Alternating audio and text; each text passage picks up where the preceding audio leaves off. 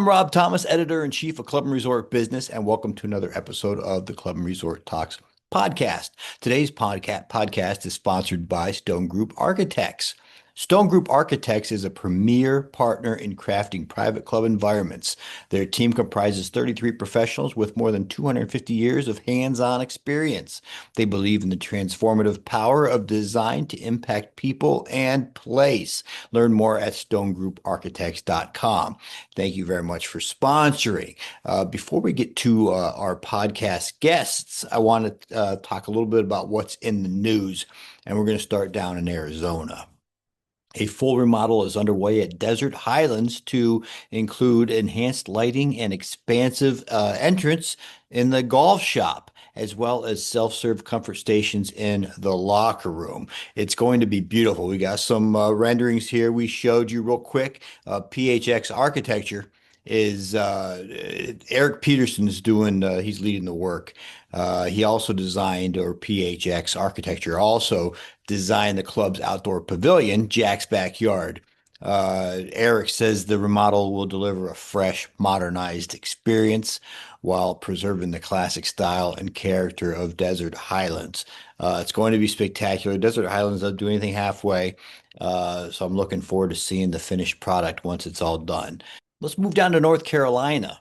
The Country Club of Whispering Pines and Foxfire Golf Club in the Sandhills have been acquired by Rolling Pines LLC, a newly formed management concern with the parent company of Mid Pines Development Group. You'll be familiar with a couple other properties under that umbrella: Pine Needles, Mid Pines, and Southern Pines. So it's going to be a fantastic partnership there. I think the membership models are going to be a little different, are separate, but there'll be some kind of a connectivity there. Very, very good. Let's talk about like Kemper Sports right now. Kemper Sports, we just had Steve Skinner, the CEO, on the podcast in April. He talked about an awful lot, but he did not talk about the possible acquisition of Fire Pit Productions and naming Matt Janello the chief storyteller. That's going to be great, great news. They have also launched Youth Golf Week, Make Golf, hashtag Make Golf Cool, to inspire young people and grow the game through stories and communities. Love everything that Kemper Sports does. Terrific company, terrific courses under their umbrella. It's going to be fantastic. Fire Pit Productions is very entertaining. They really dig into a lot of excellent, excellent topics. Last but not least, let's talk a little bit about Gamble Sands. They're readying for the opening of their newest golf course. Scarecrow, designed by David McClay Kidd, will open for public play on August 1st. The course plays to a par of 71, stretches to 6,900 yards, and is turfed with traditional fine fescue, which provides a firm and fast surface. Scarecrow, the logo is really cool. I'd love to have a t-shirt or a hat to represent. I hope to get out there and get one of those myself and play the golf course. Beautiful views. Gamble Sands is the rolling terrain out there, is in the fine fescue. It's going to be kind of like you're playing at a British Open style golf course, but right here in the States. Pacific Northwest is some, I mean, Bandon Dunes out there, obviously. Beautiful, beautiful properties.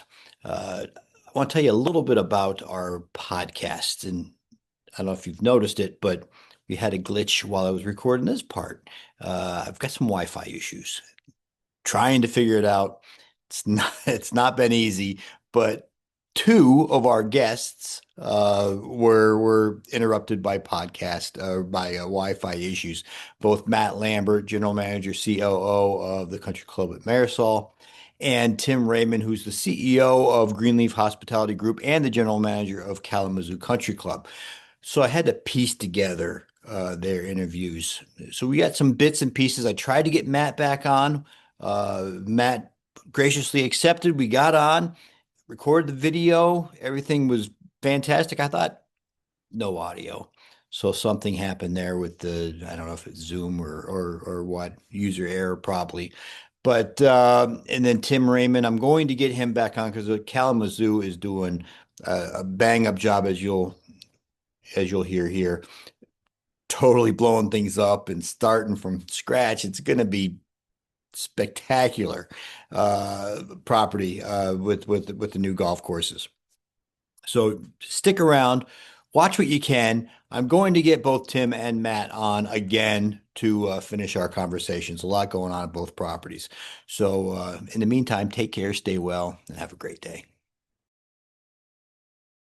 All right. Hello, welcome back to the Club and Resort Talks podcast. I'm joined by Matt Lambert, General Manager, COO at the Country Club of Mirasol. Matt, welcome to the show. Hey, Rob, thanks for having me. Appreciate Hey, your time. thank you for being here. Looking forward to our chat. Before we get into the meat and potatoes, could you give us a 10,000 foot view of the club? Sure. Country Club Mirasol is located in Palm Beach Gardens, Florida. We're a residential community. We have 1,170 homes. So we have about 2,400 members all in. The club opened up in 2003. I've been fortunate to be here working at the club since July of 2003. I've got an incredible team, incredible membership, very forward thinking, and a lot of exciting projects to come. We hosted the Honda Classic from 2003 to 2006. That really helped put Mirasol on the map. We turned over from the developer in 2010. And then in 2013, we combined our country club and the HOA community. So right now we are a bundled community, a homeowner association in the state of Florida. We completed our first major renovation back in 2015, 2016, spent about $40 million, increasing the size of the clubhouse. We built this fantastic new Esplanade facility, about a 40,000 square foot facility, a couple new pools, freestanding tennis center, and we have a kids complex as well. And then very excited last May, the membership voted on our next phase of our Mirasol Master Plan, which we're in the process of breaking ground right now. We have a 40,000 square foot golf clubhouse being constructed, a facility maintenance building, a guardhouse, and it also includes the renovations of both of our golf courses in 28 and 29. And most importantly, we'll be one of the first private country clubs in the country to have an indoor pickleball facility. So very excited. Well, that sounds fantastic. We're going to have you back on when everything else, all those other renovations happen. But while I got you now, I want to talk a little bit about the racket side. And I guess you were recently named the 2025 Facility Manager of the Year by the Racquet Sports Professional Association. What does that mean to you personally and professionally? Well, first of all, the credit has to go to my team. My director of rackets, Christine Mendeville, and my director of sports, Jeremy Barker, really put in all the hard work. We have an outstanding team of professionals on the racket sports side of the program, and I was just fortunate enough to be the one who was named to the award. But it really is a team effort. We're very proud of our racket program here at Mirasol. It's even when the club opened as a residential community, we had one of the largest participation of ladies team tennis in Palm Beach County, of all the big, a lot of men's teams. And it's just been an actively growing program that has been growing since day one. And under Christine's leadership, when she took over a few years ago, has really taken it to the next level. Well, we've had Jarrett Chirico, Yep. who is the director of rackets out at Royal Oaks Country Club in Dallas. So obviously we're big into rackets here at Club and Resort Business, and congratulations to everything you're doing. Thank you. You're being praised for your mentorship and your leadership programs. How have the initiatives shaped the culture at Mirasol? I think since day one, I was first hired by the developer to be the clubhouse manager, and I worked for a typical developer's general manager. When I first took the job, he pretty much said that I'm here to run the Honda Classic, sell the homes, and then I'm going to move on to my next project. And so I was fortunate to learn from him for the first 2 years, and I was promoted to general manager in 2005. And ever since then, we've really had a promotion from within kind of culture here at the club. And I think across all different avenues, whether it's back of the house, front of the house, golf course maintenance, over on the racket side, we really do put a lot of time and effort into our onboarding and our recruiting and our developing. And I always like to have that farm team here as opposed to looking to the outside. And we've been very fortunate to have several managers go on to become general managers, head professionals go on to become, head golf professionals, and so on and so forth. So definitely a culture that was created by the developer, and we've been, really proud to maintain that over the last 20 years. Well, with such a multifaceted property, golf, rackets, obviously residential component, dining, everything going on. How do you balance your operational excellence with innovation? You can't be jack of all trades, but you really have to be in some aspects. I think it really started with the development that I learned, working for the developer. I worked for a gentleman named Craig Perna, who Craig was a developer down here in South Florida. He was responsible for developing the Polo Club in Boca, Addison Reserve, and coming up north to Mirasol. And when he first promoted me to general manager in 2005, as I had worked with my peers for those 2 years before he promoted me, it was a little intimidating first, my first GM's position. And he really, the culture that he set is, the general managers here to support and give advice and to lead, but each of our department heads were hired they run their own business, they own their business, and I'm here to be a resource to help them. And so I think, I obviously, I'm not afraid to hire people that are much smarter than I am in different areas, and I really rely on their expertise. And you talked a little bit about a collaborative role within your rackets program. It's not Mhm. just you, obviously.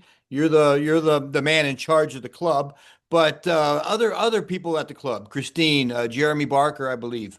Yep. How do you talk about their roles working together to build an entire program? Again, it starts with the team approach. It starts with us throwing a lot of things up on the wall and seeing what sticks. Jeremy's been at the club for a year longer than me. So next 2 weeks from now, I'll hit my 22nd year here. Jeremy's been here for 23. So he's had the opportunity to see Mirasol come out of the ground and grow from day one, and has provided really good leadership over in that sports world over there with spa, salon, aquatics, rackets. Christine started with us about 10 years ago, maybe a little less. And she was our tennis concierge. And if you haven't met Christine, she is just a rock star leader, has an unbelievable ability to deal with membership and her staff, and is just really super sharp. Grew up kind of in the tennis world, and really proud of her and the leadership role that she's taken on these last couple of years. She just completed her certification because she was our director of rackets, but she was never actually certified through the association. So really proud of her for continuing that education. And just, collectively, the three of us will bounce a lot of ideas off each other. Christine has a really strong staff working with her in the tennis shop and with her tennis professionals. We have probably the strongest group. Welcome back to the Club and Resort Talks podcast. I'm joined by Tim Rayman, CEO of Greenleaf Hospitality Group and General Manager of the Kalamazoo Country Club. Tim, welcome to the show. Hey, thanks, Rob. Thanks for having me on. Hey, thank you for being here. Before we get into the meat and potatoes, give us a little 10,000 foot view of the Kalamazoo Country Club. Yeah, so Kalamazoo Country Club was founded in 1909. Today, we are an amazing traditional clubhouse that has some great resort amenities with pool and rackets with tennis and pickleball. And then, of course, our traditional 18-hole championship golf course and 9-hole short course, if you will, executive course. So 71 yard or 71 par for the course. Really a great traditional layout of an old club from 1909, like I said. But the greens are really what makes it tricky out here. We keep them fast and we keep them tricky for our members. But you're doing an awful lot on the golf course right now, correct? We are. We have major renovations going on that we're really excited about. So the future is bright for the club. Quite a transformation taking place. Yeah, talk to us a little bit about that transformation, please. I also have a TikTok account where I talk about news, and someone said, thank you for letting me know what was going on. I drive by there every day and I see a lot happening. If you give us a little heads up about what's going on with the golf courses. Yeah, so in 2021, our owner purchased the Kalamazoo Country Club, and at that time, it was sitting on 145 acres. So the original clubhouse, the original 18-hole golf course, everything that I described earlier. He had an opportunity to buy an adjacent 50 acres next to the golf course, and so that's all the construction that you're seeing today. Is we're building a brand new clubhouse, brand new family activity center, all the resort amenities, quite extensive rehaul there. So it's an actual new build, not a renovation. Over there as well, you're going to see a brand new 11-hole short course that is designed and being built by Andrew Green. one of the hottest golf architects names out there right now, as we all know. It's been fun working with Andrew and him shape the course like he does. All that is going to open in first quarter of 2026. So again, that's going to be the brand new clubhouse. We're going to have 2 restaurants inside of there. We're going to have a 34-seat movie theater. We're going to have a 6-lane bowling alley, youth room, teen room, 4 pools, water slides, all the great things that our social members and golf members are going to be able to enjoy. And again, that 11-hole short course. At that time, because what's important for us is that we don't disrupt our membership. At that time, we're then going to go back to the 145 existing acres where everything is today, and we're going to bulldoze all that and create a new 18-hole championship golf course. Wow. That is an awful lot going on and exciting times in Kalamazoo. You'd mentioned Andrew Green. He's obviously a big name, current architect right now. How did you select Andrew from, I mean, there's a ton of really good architects out there. Why Andrew Green? Yeah, with respect to all the other architects, really Andrew was the obvious choice for us. We did a lot of interviews, and ownership really fell with his shaping of the greens and tees that he's done at some of these major courses, and kind of interviewing the other GMs that he's been working with. It just felt like a more collaborative approach for us, and we got him right when the iron was hot, and so I think pretty lucky to nab this guy. So, I mean, you got to keep the members happy. What are they thinking right now? How are they talking about these expansion plans? They're pumped. They're really excited for the opportunity to expand. Obviously our membership has some love into the traditional course and things that we have going, but the vision that Andrew's been able to cast out has really been great. I think when you look at our short course, what that could become, it's really an executive course. You're 80 yards to 175 yards, if you will, but you're actually hitting into championship greens. I mean, these greens are large, they're massive, they're undulating. It's not your traditional, okay, let's go play a quick 30-minute 9-hole short course. It's really luxurious and going to challenge all skill level players. So I think that part they're really excited. New tradition or new 18-hole golf course. Everybody loves new. So I think to think of taking 18 holes over 145 acres is really going to be quite breathtaking. And, we're going to use the land better. When Andrew Green came in, he really said, your guys' land is like a cathedral. There's so many great opportunities to be able to move and shape this course to be really great. On our property, we have a lake called White's Lake. Right now, only really about 2 holes come into play with it, and we're going to be able to reshape it to really kind of have about 4 to 5 really great holes that will be finishing at it. And our 18 hole is going to wrap around kind of that risk reward to finish. So they're excited about it. Obviously, they want it to come faster than we can possibly do it. But our goal as a ownership group is really get these guys back out and ladies back out on course as fast as we can. So we're always talking about retention, obviously, and recruitment as far as memberships go. How is this whole project from the clubhouse to the short course, then the 18 hole, going to enhance the both the retention and recruitment? Yeah, I think recruitment is going to be the main thing. I think retention is key too, right? We want to make sure that our members are happy. So we really been trying to celebrate the legacy of the course, but yet also put nod to where we're going in the future.